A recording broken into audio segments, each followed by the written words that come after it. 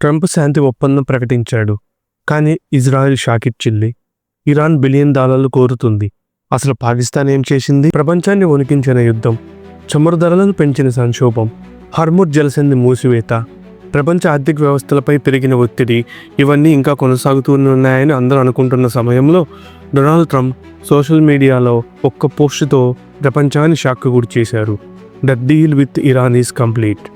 ఈ ఒక్క ప్రకటనతో ప్రపంచ మార్కెట్లు కదిలాయి, చమురు ధరలు స్పందించాయి, మధ్యప్రాచ్యంపై ప్రపంచ దృష్టి మళ్లీ సాధించింది. అయితే ఈ కథలో అసలు ట్విస్ట్ ఇక్కడే ఉంది.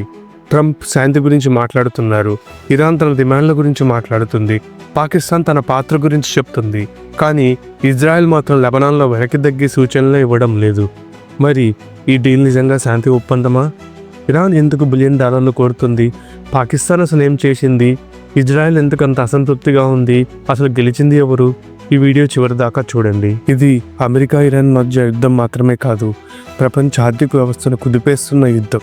ఎందుకంటే హార్ముజ్ జలసంధి ద్వారా ప్రపంచంలో అధిక భాగం చమురు రవాణా అవుతుంది.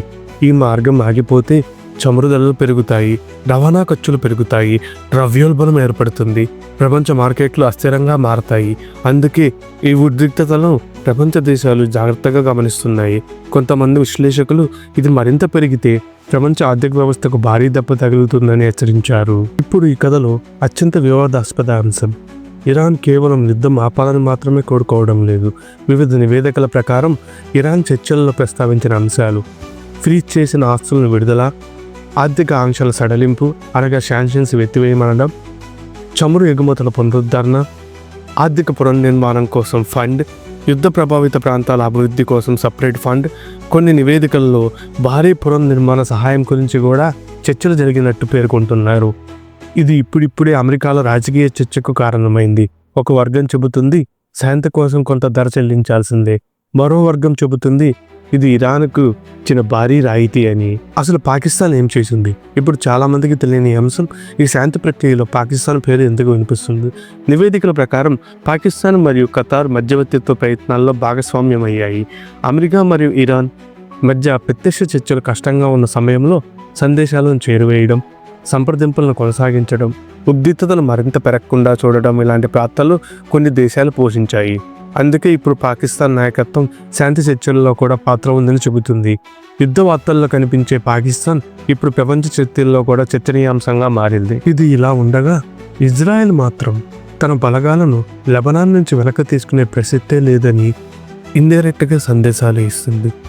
దీన్ని చూసిన కొంతమంది విశ్లేషకులు అమెరికా ఇరాన్ మధ్య ఉద్రిక్తతలు తగ్గినప్పటికీ ఇజ్రాయెల్ హెజ్బుల్లా మధ్య ఘర్షణలు కొనసాగితే ఇది నిజమైన శాంతి ఎలా అవుతుందని విమర్శిస్తున్నారు. అసలు గెలిచింది ఎవరు? ఇప్పుడు అత్యంత ఆసక్తికరమైన ప్రశ్న, ఈ డీల్లో విజేత ఎవరు?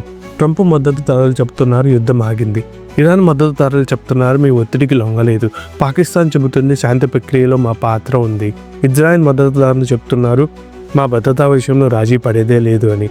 అంటే ప్రతి పక్షం తనను తాను విజేతగా ప్రకటించుకుంటుంది. ఒక్కసారి యుద్ధం మొత్తాన్ని గమనించండి.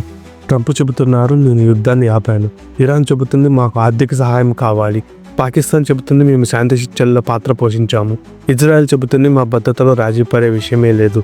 ప్రపంచం మాత్రం ఒకే ప్రశ్న అడుగుతుంది, అయితే అసలు శాంతి ఎక్కడ ఉంది? చరిత్ర చెబుతుంది శాంతి ఒప్పందంపై సంతకం చేయడం ఒకటి, దాన్ని అమలు చేయడం మరొకటి.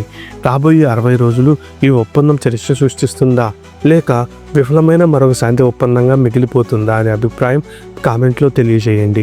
ఇలాంటి ప్రపంచ రాజకీయాల వెనుక ఉన్న అసలు కథను తెలుసుకోవాలంటే రాతునుగు విత్ వీకేని ఇప్పుడే సబ్స్క్రైబ్ చేయండి. ఈ న్యూస్ అందరికీ తెలవాలంటే ఈ వీడియోను లైక్ చేసి షేర్ చేయండి.